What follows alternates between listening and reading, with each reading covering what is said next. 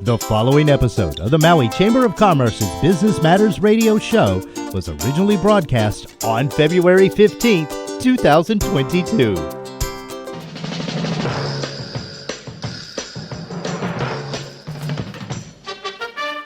Aloha and welcome, Maui, to the Maui Chamber of Commerce's Business Matters radio show, sponsored by Mokulele Airlines.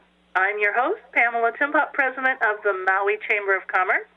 And today we're going to hear from Council Chair Alice Lee on the Council's Tourism Management and Economic Development TIG, and hear about the new report, Affordable Housing and Rentals, and Chair Lee's top budget priorities.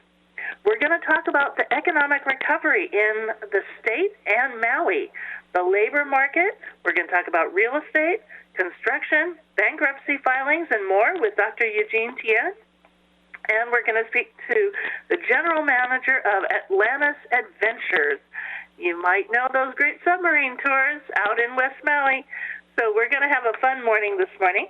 But first, I'd like to welcome Maui County Council Chair Alice Lee. Chair Lee holds the County Council seat for the Wailuku, Waihee, and Waikapu residency area. Prior, Chair Lee served for 10 years on the Council from 1989 to 1999 and served as the former Director of Housing and Human Concerns from 1999 to 2006. She has advocated for key initiatives affecting the quality of life in Maui County. Aloha and good morning, Chair Lee. We're excited to have you on the show again with us. Bon dia. Bon dia, as they say in Portugal. Good morning. Oh, I love that. Thank you for having me. I appreciate the invitation. Bon dia to you. I love that you are infusing various cultural greetings in the county council meetings. It's fun. We're all learning so much more. Thank you. So you have been a member of the TIG that was recently created to address visitor accommodations and look at the industry overall. And they've recently presented a report on tourism management and economic development. I know a lot of hard work and commitment went into putting this together. I was wondering if you could tell us about that report and share some of your thoughts on it. Actually, the council hasn't had an opportunity to discuss any of the proposals yet. But I, believe it or not, I saw it on Facebook. So I feel at liberty to discuss the individual items. There are 8 proposed bills, and although our task was to address over-tourism or tourism management, we also were tasked to look at economic development and diversification. However, the 8 proposals, there's a preponderance of the former. In other words, there's a lot of proposals regarding tourism management, but not very many having to do with economic development. Mm-hmm. And so there are proposals on the management side to establish caps on all tourist accommodations, create a tourism management chief position and a commission, green energy requirements for tourist accommodations, make the 33% tourist cap in the Maui Island Plan more enforceable, prohibit car sharing vehicles being stored on public places, refine the Maui Island Plan's quality of life indicators, Mauka retreat option for tourist accommodations, that's management retreat, mm-hmm. and eliminating tourist vacation rentals in cited districts. And then there are some items to be referred. One that I proposed was updating the comprehensive economic development strategy, and someone else recommended establish reservation systems for tourist hotspots, and finally contract a consultant to help the county reduce flights, require tourism management videos on flights, and redirect flight paths away from residential areas.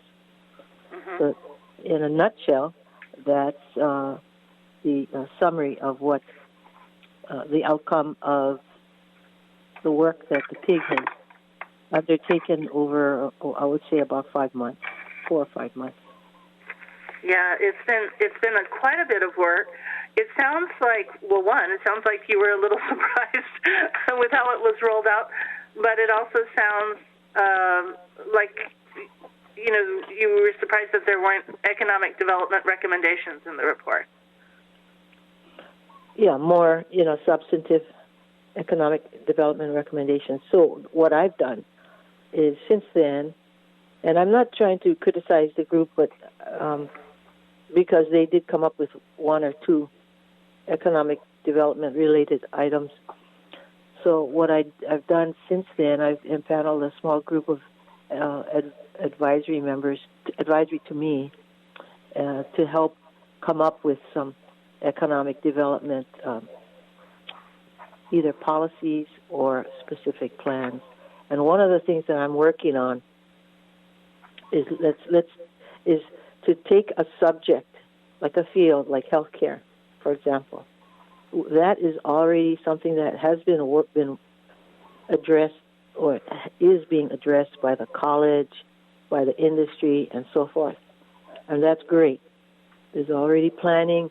There's already the chancellor is already working on training and graduating as many healthcare professionals as possible. And the hospital and other healthcare agencies are planning to hire these graduates. So there's this pipeline already in existence. What I see government can do to help with complete the circle is to help find them affordable housing. So whether it's rentals or for sale. So what we're doing as a group is trying to create this sort of prototype, whether it's healthcare, whether it's energy, whether it's some other important industry, that we can help, close the circle so that it can be something that's sustainable. It's not, like a one-shot deal where he graduates one group and then, nothing else after that. Because in order to keep graduating people, you have to have places for them to live. And that's, to me, what the government can do. And so what we're doing as a little group is identifying which projects are not just shovel-ready. I mean, they're in either the permit stage or the construction stage. We're not looking for those that need entitlement because, as you know, that takes 5 to 10 years. Right. We want something now.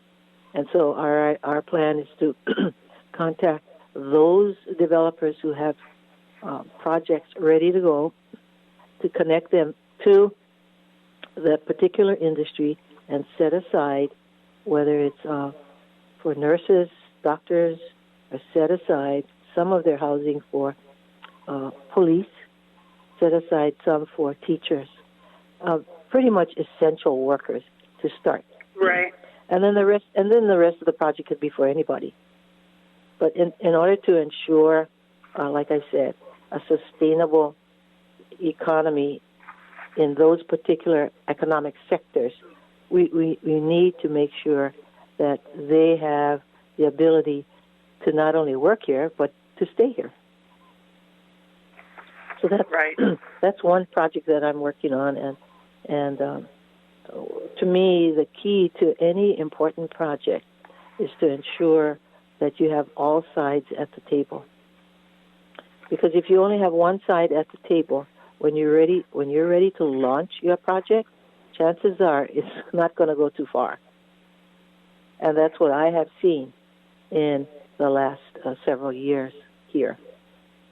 So, it's a very I'm so glad that you touched on the housing aspect, and that's a new angle that we really haven't heard a lot talked about, which is that, again, as our college is continuing, UHMC, University of Hawaii Maui College. So we've worked really hard to get that bring it up from a community college to have university-level programming as well. And as we're graduating people, we keep talking about we need housing for local residents. And, of course, as we're graduating people, we want to keep them here, keep them in our community, keep that expertise. So we don't often hear about that angle of it, and I'm really glad that you brought it up. And as you know, and more than me, but we see it in every county hearing that I participate in, regardless of whether we're talking about different issues. We can be talking about certainly, different accommodations issues or industry issues. We can be talking about water issues. We can be talking about all sorts of things that sometimes economic development, but everything comes down to housing. Almost every meeting we hear a cry for affordable housing and rentals. And I've long had this speech, relating to that, like who are we creating Maui for if we're not building affordable housing and rentals for our local folks and to bring our children home and to keep our children here. So tell us a little bit, in addition to, I love how you're linking the affordable housing with the work being done at the college to attract doctors and nurses, train them and keep them here, as well as our other middle class.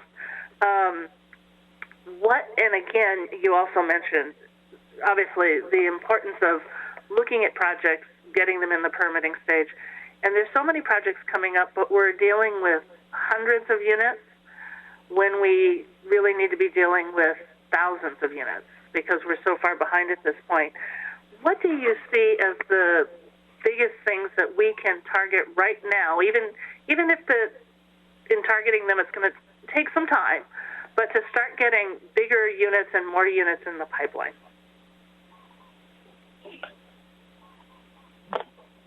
Although we need thousands of units, we have to be realistic in that we don't have enough water for thousands of units, and we don't have enough wastewater treatment capabilities for thousands of units. But we do have capability for maybe instead of 4,000, maybe 2,000. And I think that's a good place to start. As we start to get other, people into housing, into, let's say, the 2,000, I'm just picking a number. But as we get people in homes or in units, we can continue to work on infrastructure development and work on, and that's what the county is already doing. They're already working with the state to develop a new wastewater treatment plant in central Maui, in the Waikapu area.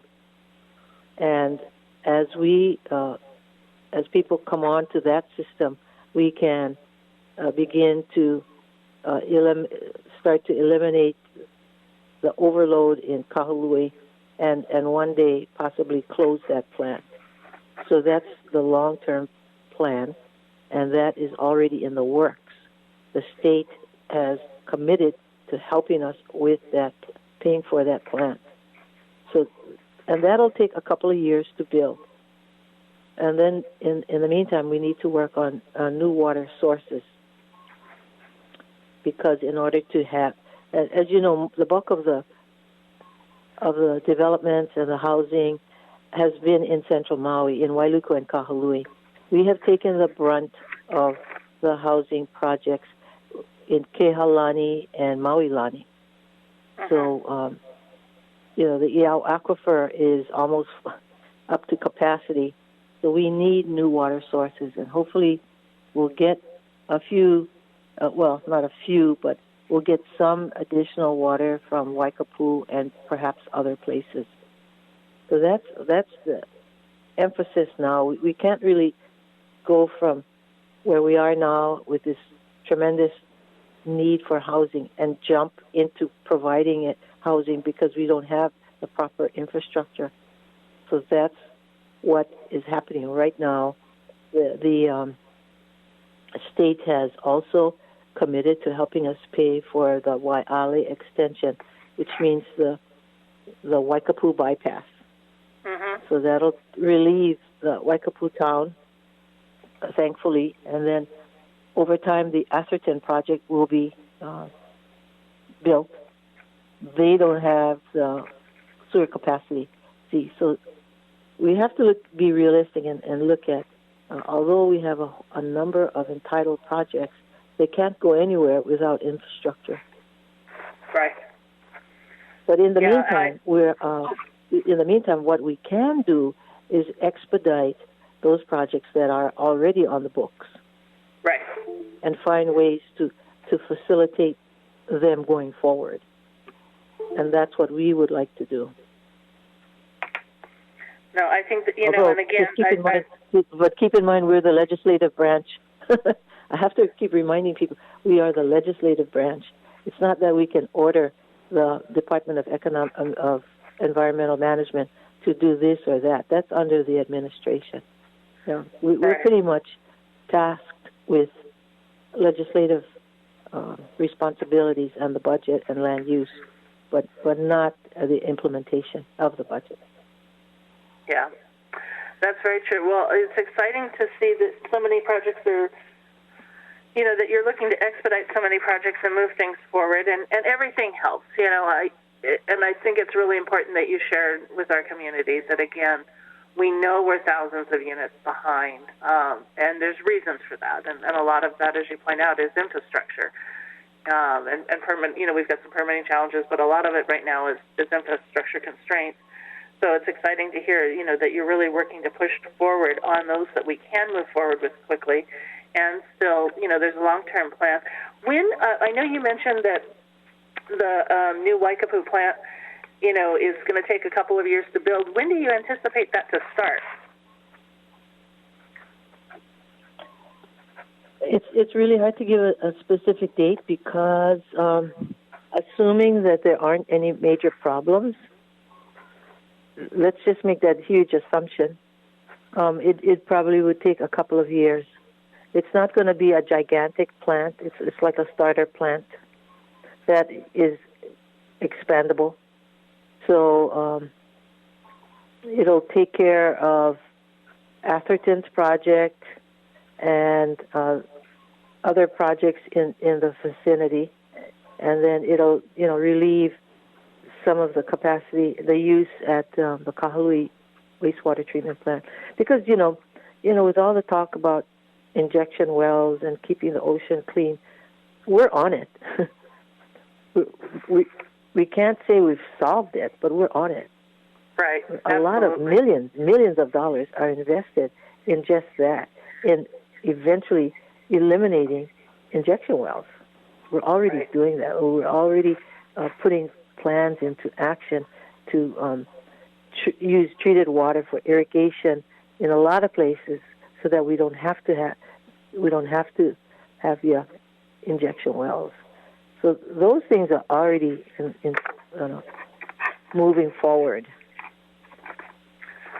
Yep. But that is not allowing for more capacity. That is for what do you do with the treated water? Right. How are we addressing a problem? Yeah. Let's talk about the budget session, because it's starting soon. We've got about 2 minutes. What are your top legislative priorities this session? Well, a lot of it is infrastructure, because although I complain about Central Maui taking the brunt of development in the last 20 years,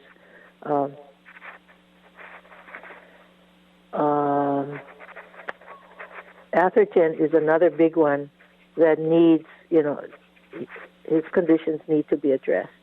And one of them is the widening, not the extension, but in addition to the extension of Waiale, we need to do the widening of Waiale.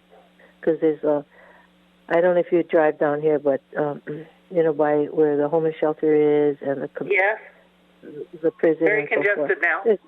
It's very, very congested. It has to be widened. So that is a top priority. And then we have other projects pushing forward the other things that I already mentioned. The wastewater treatment plant, that's a top priority. Anything to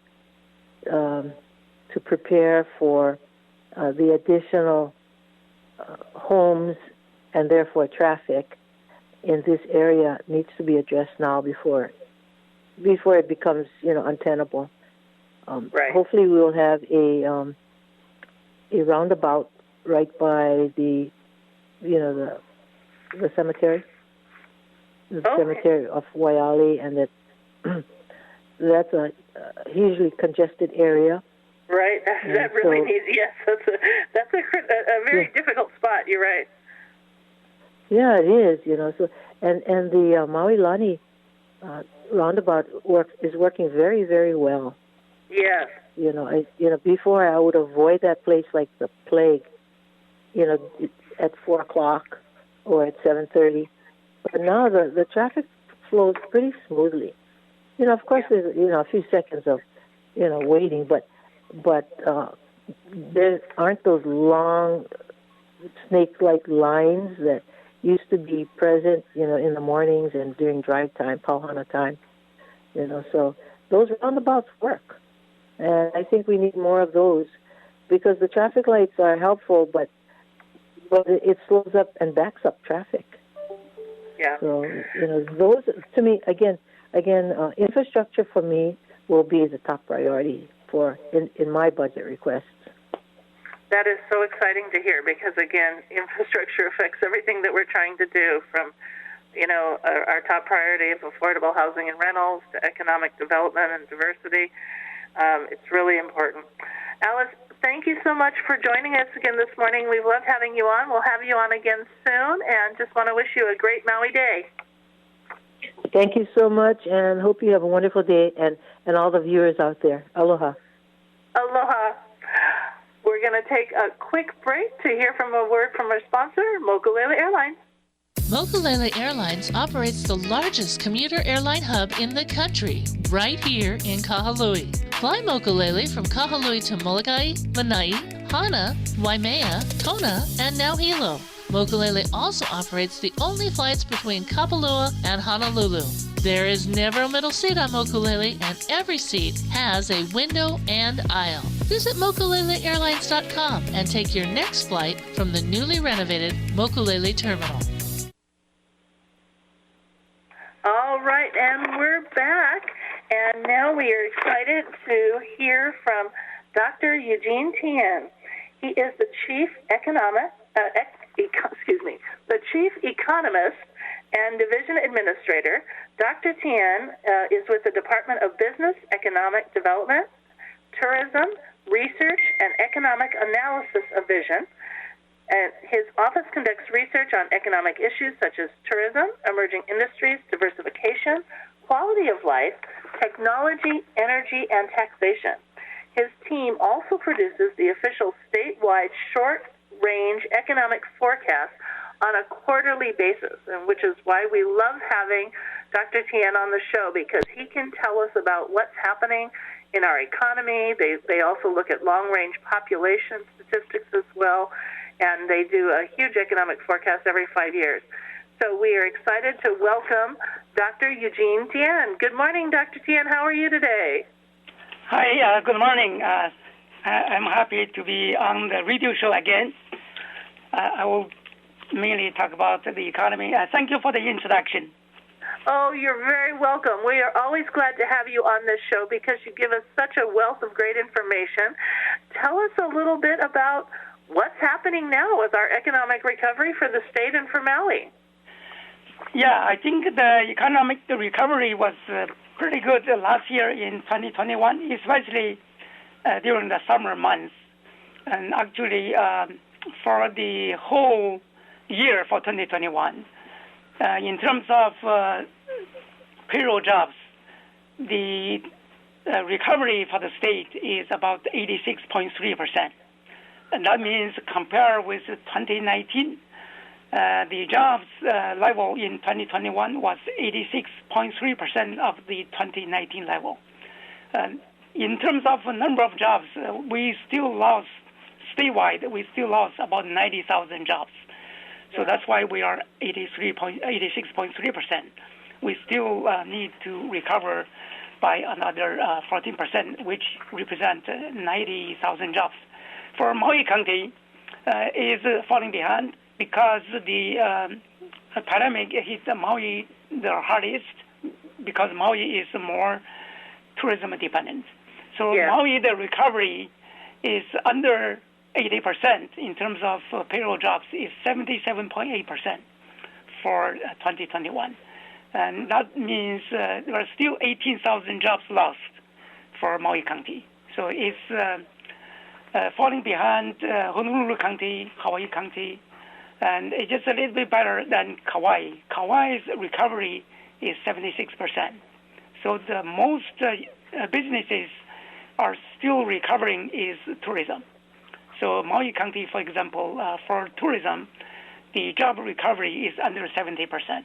Although the total is 77.8, but tourism sector recovery is under 70%. For example, for the hospitality sector, the job recovery is 65.8%.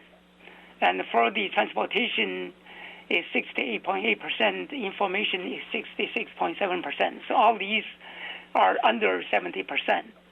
Wow. And but Maui's recovery in terms of tourism is better because in July, actually last year July, Maui's visitor recovery is about 91.8%. Is the largest recovery. It's almost 92%, while the state total was 88.4%. But because of the Delta started in August, so the recovery decreased. So as of by the end of 2021 in December, the recovery it went back to 85.5%. So it decreased from 92 to 85.5%. So it's a decrease because the visitor arrivals decreased, mainly because the international.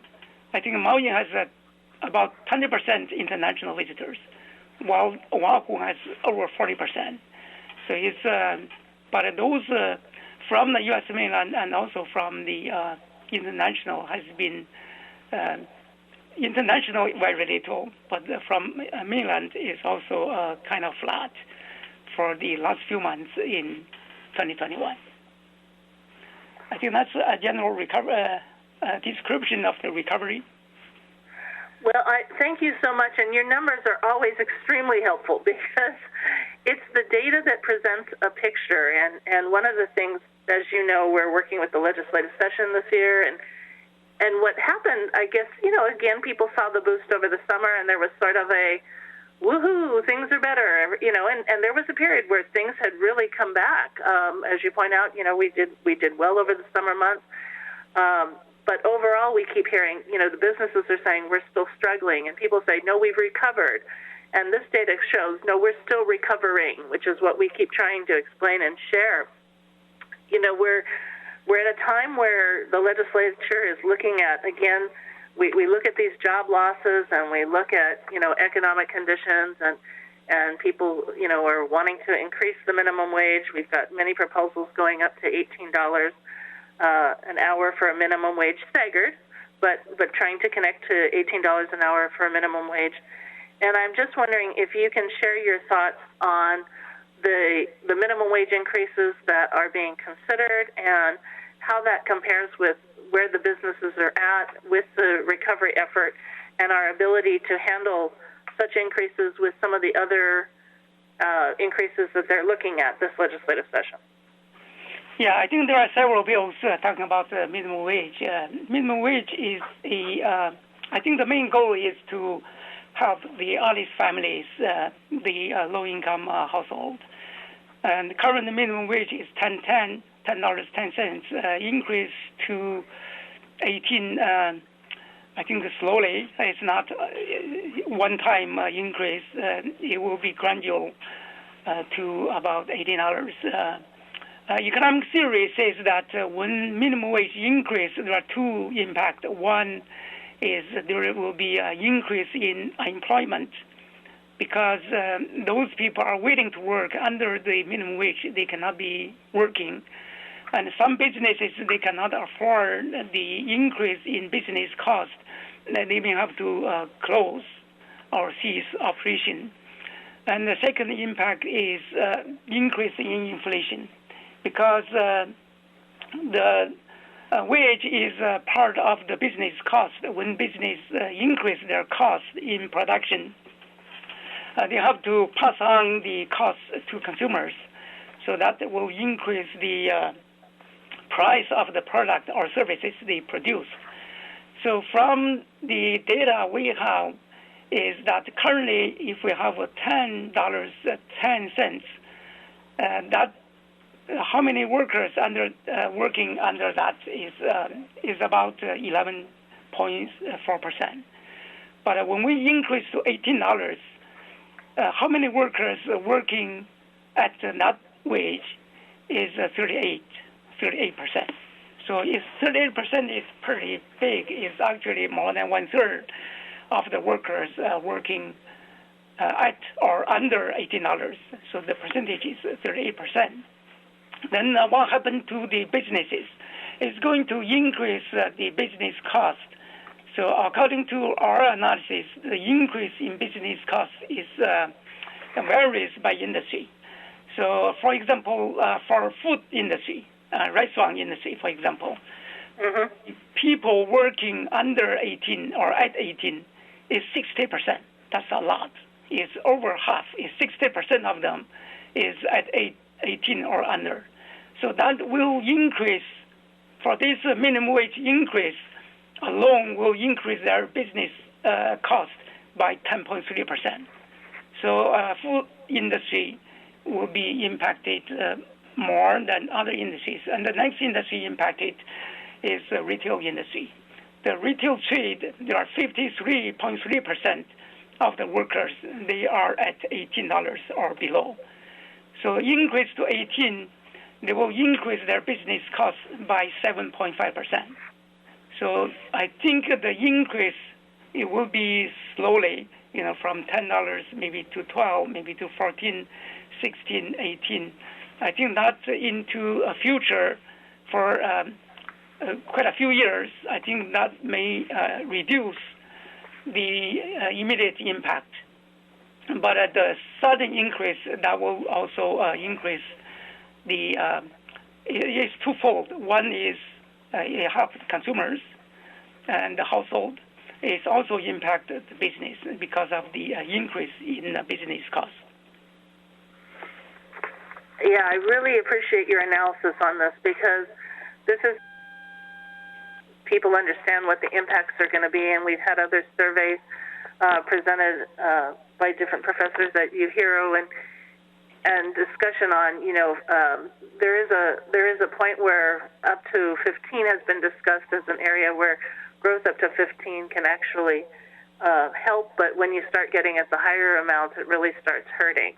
And with all the pressures we're seeing on a national level with inflation, here in Hawaii, to see our costs go up even more is very concerning. Yes. And yet there's room, and businesses are saying there is room to increase from the 1010. There is some room to do that. The question is, as we're in this difficult recovery period and looking at what that pass-through looks like in businesses that gets passed on to customers, we're trying to work with legislators to educate on what's the middle ground. Because we all want to help our workers. we all care about our community and we want to help our workers, but we're also trying to explain that a minimum wage is very different from what people talk about, which is a living wage. And when we talk about that, there are so many inputs within a living wage that are under government's control, like housing and the price of our gas and electricity and other things that are expensive costs that we have, buying goods and supplies, that we need to kind of look at. We should be looking at that as equally as well. Yes, because this, from economic theory, this increase in minimum wage is not only impact the demand side, but also the supply side, which is the business side. So there is the impact on businesses, especially the food industry and also the retail. Those are, I think, those two industries are major industries on Maui County, because Maui County is more tourism dependent. That's right. Yes, we're very dependent on those two industries, and of course, those two industries are very dependent on tourism. You're absolutely correct. Yes. Let's talk now a little bit about real estate and the construction market. And I know you've got some data, that talks about home sales and building permits and how we're doing in that realm. Yeah. In terms of home sales, I think 2021 it was a booming year. I think in terms of sales is I think it's highest in many years.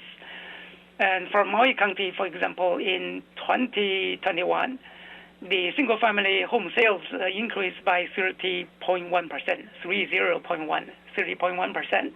Wow. The median price increased 25.2%. And for condo homes, the sales increased 70.1%. Wow. And price increased 12.6%. But all the counties increase in terms of sales and also the median price, all double digit. For example, for Oahu, the single family increase 17.9%, price increase 19.3%. The condo sales increase 53.1%, median price increase 9.2%. But what happened to the first month of January? We actually have the data.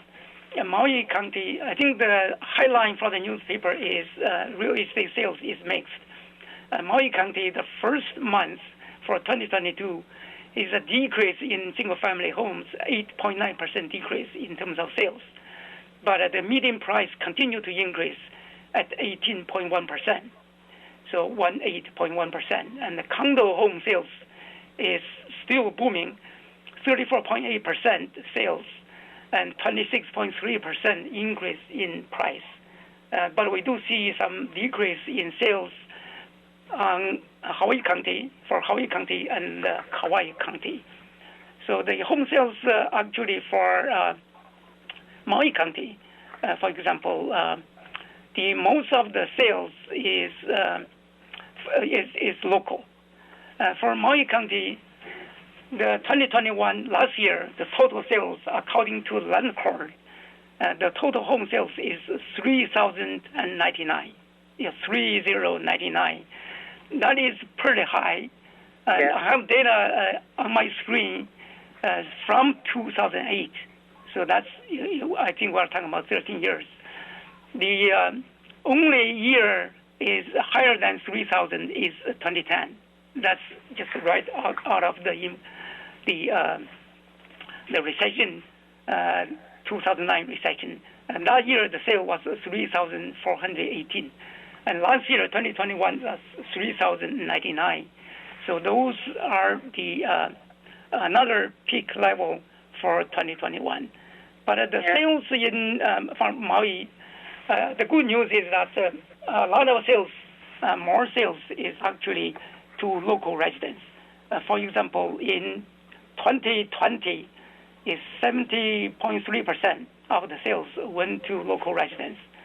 Then 2021 is decreased to 63.7% because the mainlander coming back to purchase properties on Maui County. If we look at the comparison in 2011, so let's talk about the 10 years. 2011 for Maui County, over half of the sales went to out of state. The local residents purchase is only 45.6%. So the rest of them is more than 50%, 44% it went to out of state. But in 2021, 10 years later, 63.7% went to local residents, and about 36% it went to the out of state. From the out of state, mostly is California. I think the purchase, actually the U.S. mainlanders purchase the high end. So the average price for a single family is $2.2 million, and followed by the foreign purchaser at about $2 million, and local residents is about $1.2 million. This is talking about single family. And from the condo homes, foreigner purchased the high end, $1.7 million average. And for a mainlander, it's $1.2 million. For local residents, it's $686,000. So that is, but for foreign buyers, for Maui County, majority of them is actually from Canada. So the Canadians is about 90%. Over 90% is purchased by Canadians. I think because Canadians like Maui and they have more flights, more visitors coming to Maui County. They love it. They love Maui County. They purchase properties historically is from Canada. So I think that is the home sale. In terms of the building permit, it's increased in over 30% in 2021. That means this year, in 2022, the construction industry will be busier on Maui County. I think the most of the increase is in the residential construction. So residential construction actually increased over 90%. But we do see a decrease in commercial, industrial. Residential is the leading for the construction industry. Well, we have had, that is the industry that did very well. Of course, they were essential workers and could continue to work throughout while many of our businesses had to shut down during, 2020. And, but they certainly did very well in 2020, and it's great to hear that they continue to do well in 21, and that a lot of it is in residential construction, because we were just talking before you came on, Dr. Tian, about the importance of getting more affordable housing and rentals on Maui. Very critical for our community. Yes. It is always a pleasure to have you on. Thank you so much for the wealth of data that you shared with us. We treasure you because you give us such valuable information, and we deeply appreciate all the work that you and your department, through the Department of Business, Economic Development, and Tourism, are doing to keep the information up to date, current, and to make it available to the state and to all of those industries and businesses who need to have that important information for their planning. We appreciate all that you do and just want to wish you a beautiful day. You're welcome, and I did enjoy talking to your group. Thank you. Oh, thank you so much. We'll have you on again soon. Okay, bye-bye. Aloha. All right, for those just tuning in, this is Business Matters, brought to you by the Maui Chamber of Commerce. And gosh, we're getting a wealth of information today. And we just want to let you know our next guest has been an amazing business that has been around on Maui for so many years. I'd like to welcome Jim Walsh, who is the General Manager of Atlantis Adventures. Aloha, Jim, and good morning. Oh, we might have a glitch. Jim, do we have you on the line? Okay, well, while Jim calls in, or calls back in, I wanted to just let you know that, first, we hope that everybody had a wonderful Valentine's Day. I forgot to mention it earlier in the show. This is the day after Valentine's Day, and hope everybody had a great Valentine's Day celebration. It's one of the times of year that really reminds us to think of everybody that we deeply care about and share messages of love and thankfulness of all that they mean to us in our lives. And so we were excited to be celebrating that yesterday. But, I guess Jim is on, so let me welcome Jim of Atlantis Adventures. Good morning, Jim. Pam, how the heck are you this morning? I'm great. How are you? I am wonderful. It's good to be awake. I got up, put my feet on the ground, and I'm vertical, so that's a good thing. I know. It's important to be thankful for those very basic things because these times, especially with COVID, we can't say that for everybody, unfortunately. That's right. That's very, very true. So it's good to be with you this morning, and hello, Maui. Yes, thank you so much. Glad to have you on. So let's talk about Atlantis Adventures and how that business got started. The business got started, let's see, I've been with the company 35 years, so it probably started 36 years ago. with an inception, these guys would work on oil rigs. They were in the oil field business, and they were on rigs in pretty hazardous environment. They were commercial divers. A lot of them were working on submersibles in the oil field. And the president of the company, Dennis Hurd, his job was more on the marketing side, and he would be taking these oil execs who would come out to the Exxon rigs and things like that, and they would he would take them down inside these submarines with the submarine pilots and bring them down hundreds of feet underwater underneath the rig. And the oil rig is just like a giant artificial reef. And these oil execs were always so fascinated about the life that they were seeing underneath the rigs. And they saw this kind of excitement, so they spawned the idea of how they could get out of the North Sea and in this really hazardous environment and come up with an idea of building and deploying these subs in tropical locations where they could be drinking pina coladas and enjoying the warm weather rather than the hazardous environment of the North Sea. And so they got an investor. The first submarine was deployed in 1986 in Grand Cayman. And then we've been kind of expanding ever since, and we have subs in, unfortunately, the Cayman Islands is closed post-COVID. They didn't make it through the COVID era, unfortunately. And we have a sub in Barbados. We've got a sub in Aruba. We've got a sub in Cozumel, Mexico. Of course, here in the Hawaiian Islands, we've got Maui, one in Kona, and we've got an operation in Waikiki. And finally, out in Guam, we've got one as well. Wow. Well, was the only one that closed in the Cayman Islands? Yeah, the Cayman Islands was the only one that closed. Unfortunately, Cayman got hit with a hurricane a few years ago, which was pretty devastating, and they I don't think they really sort of got fully back on their feet again by the time COVID hit. So they sort of had a double slam there. So unfortunately, they didn't make it. Cayman's dear to my heart because that's where I started 35 years ago. I started my Atlantis career in the Cayman Islands as a entry-level narrator and worked my way up through the system and really loved driving the subs. And, I just love talking to people out there and sharing the marine life and telling people about the wonderful world of the underwater world. And here in Hawaii, just sharing our Hawaii with folks. It's really a great thing. And your team does an amazing job telling people about Hawaii as you go through these undersea adventures.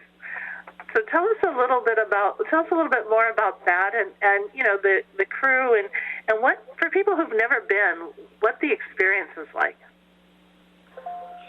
Yeah, it's a pretty cool operation, really. I mean, the technology is such that we can put people in a steel tube, close the hatches, and send them down to 150 feet underwater. What we do is we pump in oxygen into the environment inside. The pilot who's operating the vehicle maintains a 21% oxygen atmosphere inside, which is just like we're here. It's once you close the hatches, it's a one atmosphere system, which is just like you're sitting in your living room. And so part of the life support system is we pump in the oxygen and we scrub out the carbon dioxide that people are exhaling. And once we're down underwater, there's no fences or anything down there, so the marine life comes and goes as they please.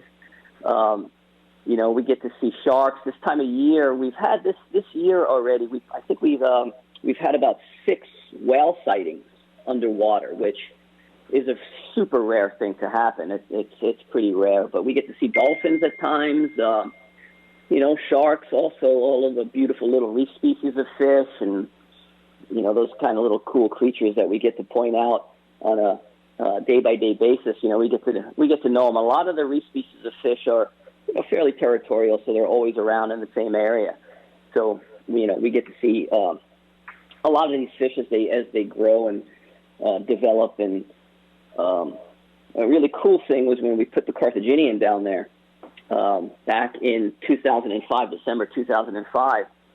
We really got to see the life develop around this artificial reef structure, going from sort of a barren environment out in the sandy area to this reef that's just full of life, and you could see the life cycles of the biomass of marine life as it develops and grows, and you could see the young animals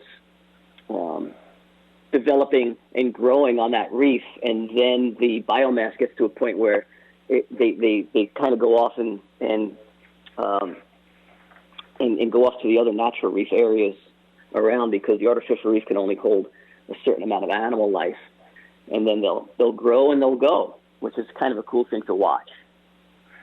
It really is fascinating. The last time I was down with you, we saw a pregnant shark, and that was really interesting. And to see the partners circling around, protective. Yeah, you'll see them come in seasonally, and typically we'll have one or two little white tips around the area there, and then certain times of the year, you'll